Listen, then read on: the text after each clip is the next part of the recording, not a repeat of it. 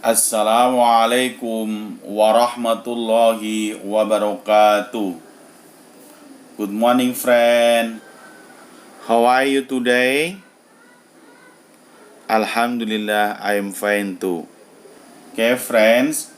Pada saat ini kita akan belajar sejarah singkat tentang Nabi Ilyasa. Oleh karena itu, mari kita bersama-sama membaca Bismillahirrahmanirrahim agar mendapat berkah. Allah berfirman dalam surat Al-An'am ayat 86. A'udzu billahi minasyaitonir rajim. Wa Ismaila wal Yasa'a wa Yunusa wa Luta wa kullan faddalna 'alal 'alamin. Dan Ismail, Ilyasa, Yunus dan Lut masing-masing kami lebihkan derajatnya di atas umat pada masanya. Lalu, siapakah Ilyasa itu?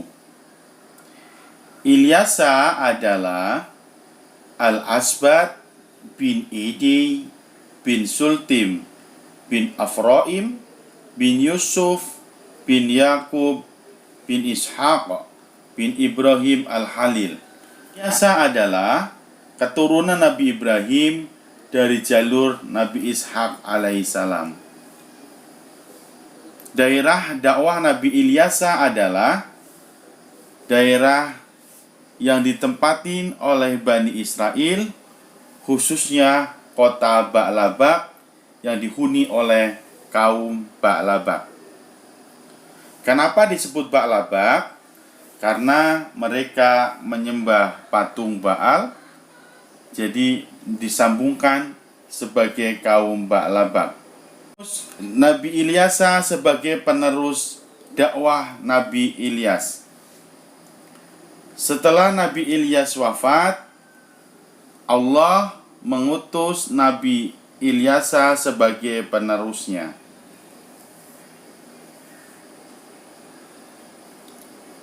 Nabi Ilyasa merupakan anak angkat dari Nabi Ilyas alaihissalam.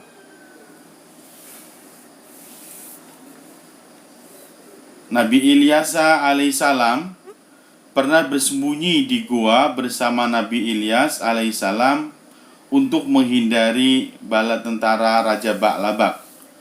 Kenapa mereka bersembunyi? Kaum Ba'labak tidak mau kehidupan mereka dicampuri dengan dakwah-dakwah yang baik. Mereka tidak mau diajak menuju jalan kebenaran.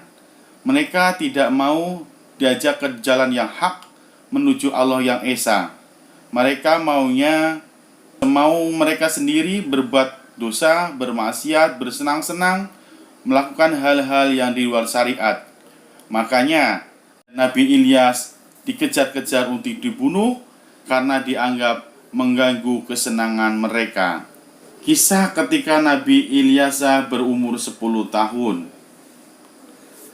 Dalam perjalanan menghindari bala tentara Raja Ba'labak, Nabi Ilyas alaihissalam singgah di sebuah rumah. Dan ternyata sang pemilik rumah menjadi seorang anak laki-laki umur 10 tahun. Anak laki-laki itu yang diberi nama Ilyasa, yang sedang sakit. Lalu Nabi Ilyas memohon kepada Allah untuk kesembuhannya. Lalu anak itu pun sembuh atas doa-doa Nabi Ilyas kepada Allah. Setelah sembuh, selanjutnya anak tersebut dan ibunya menjadi pengikut Nabi Ilyas alaihissalam, dan anak tersebut yang dididik oleh Nabi Ilyas menjadi anak yang soleh, dan seterusnya menjadi penerus dakwanya yang diberi nama Ilyasa. Keberhasilan Nabi Ilyasa dalam berdakwah adalah mampu menciptakan kaumnya hidup rukun, tentram dan makmur karena berbakti dan bertakwa kepada Allah Subhanahu wa taala. Kondisi kaum Ba'labak setelah Nabi Ilyas wafat adalah kembali durhaka kepada Allah dan dilanda kesengsaraan hingga tiba masa Nabi Yunus alaihissalam. Hikmah yang bisa kita ambil dari cerita Nabi Ilyas adalah: pertama, ketaatan kepada Allah dan Rasul-Nya pasti membawa kebahagiaan hidup di dunia dan akhirat kelak.